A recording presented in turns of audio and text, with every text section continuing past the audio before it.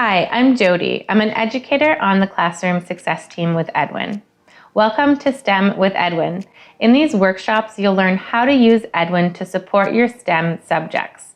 We're also going to focus on equity, so students will solve real-world problems with their creativity. I'm excited to walk you through using our curriculum-aligned resources, interactive tools, and simulations to help make lessons fun and engaging for students. All 6 to 10 students have access to Edwin, and all students have a bright future in STEM-related fields.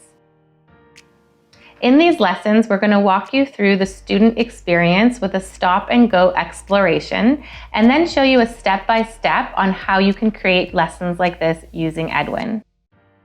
For each STEM subject, we provided you with a video and a direct link to the lesson that we're using so that you can explore with us.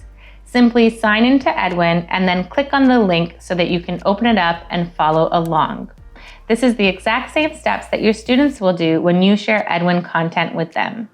We hope that you enjoy these sessions and feel inspired to dig deeper into using Edwin to support your STEM subjects.